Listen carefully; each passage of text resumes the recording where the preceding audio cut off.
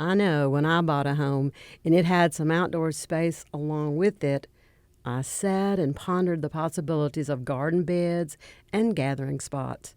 Today, we're visiting a couple in Memphis that did that too, and they have created their own little paradise.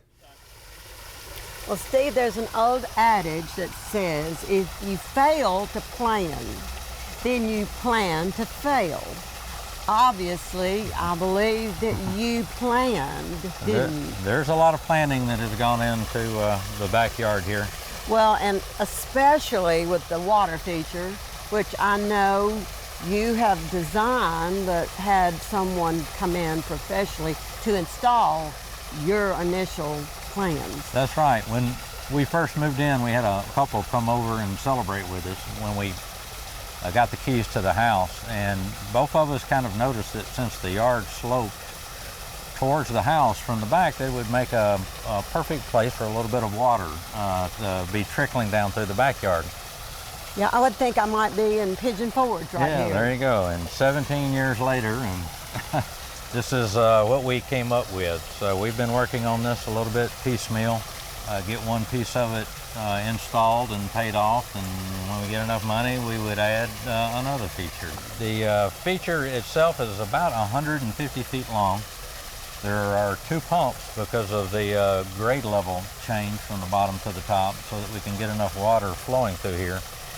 And the water comes down, hits a pump in the middle of the yard, recirculates back up through a buried pipe here.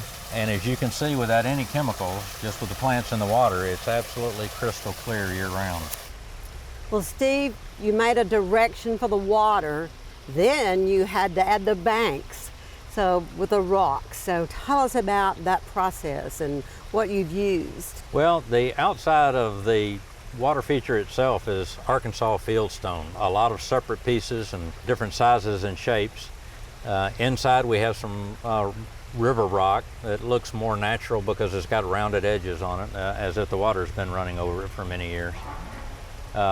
Knowing that we were going to put paths in, we went and found some spare pieces of stone, Pennsylvania bluestone, as bridges in 2 places to allow you to actually cross over the creeks.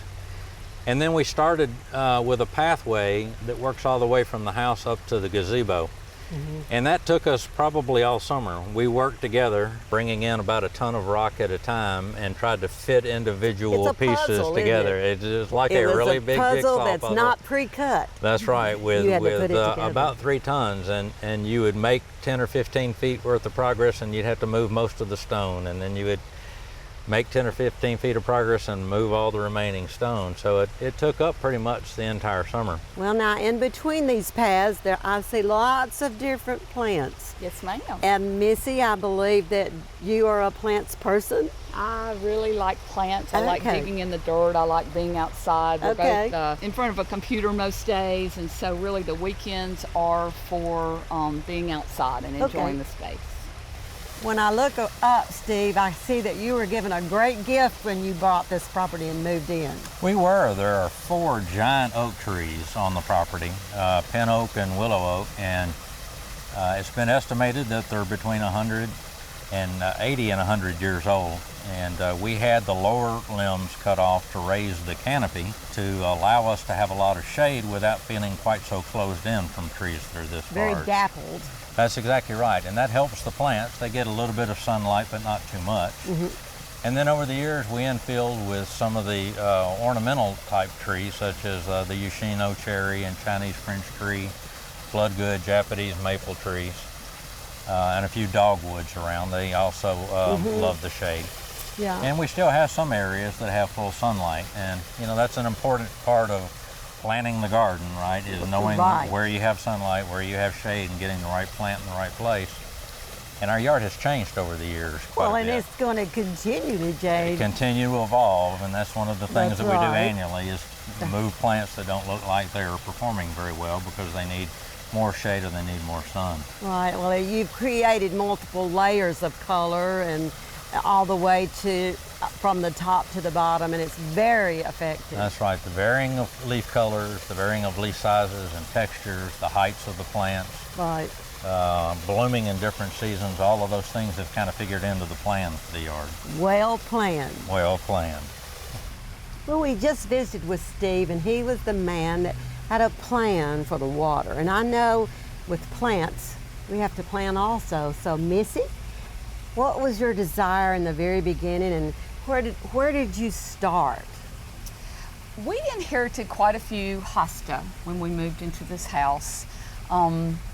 Because of the shade, I'd not been able to grow hosta previously, so I became enraptured, and took those hosta and expanded on them. We especially like the reds of the Japanese maples, so Yes. they were some of our earlier plantings. And then as the shade and the sun has changed, the plants have changed as well. Mm-hmm. And where are you getting like your spring color in your plants? We have some great azaleas, some native azaleas that are very showy. The viburnums are lovely in the early spring. Mm-hmm. This time of year, the lilies are out, the late blooming azaleas are out, the hydrangeas are Right. just fantastic. Well, and then you also, are you choosing the water plants also? Water plants do not die. So once you buy them, they overwinter and they come back the next year and they multiply. So we have had great success with the water plants. Now that's what I was going to ask you. In an expansive landscape like this, what are your successes and failures? Are there plants that you really wanted to grow here but you couldn't, or has it been pretty good? Absolutely, and it changes all the time. So we actually just lost a Japanese maple last year. There's no real rhyme or reason for it. Very Well. healthy, and that's happened. So You then bet. you have to reconfigure the Yeah. beds and see what works. Yeah, that's the thing about gardens. We all know that they're going to change. They're never static, and we need to, shall we say, not to be funny, but go with the flow. If you lose something, you got to have a. Well, there's always plenty of replacements. There are, and I know that when I look around in your garden, there has to be a favorite place to sit, and why?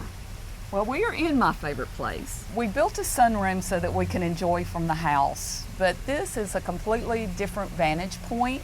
We love having company and drinks and just enjoying friends in this space after a really long day in the yard. This is where we enjoy the evening. So I'm very fond.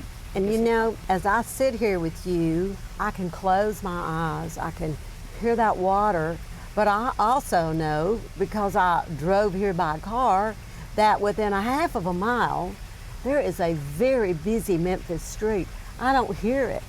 And therefore you are in sort of secluded, like that you're on a balcony in the mountains, aren't you? This is my perfect place.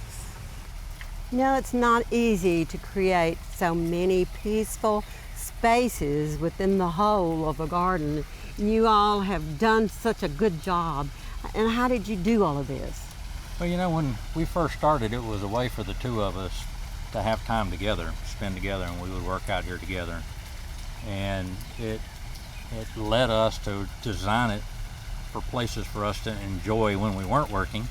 Yeah. That led to the gazebo, led to the area here with the bench that came from her grandparents. Oh, how wonderful. A very important bench for her father. It was in their family home, and we brought it here.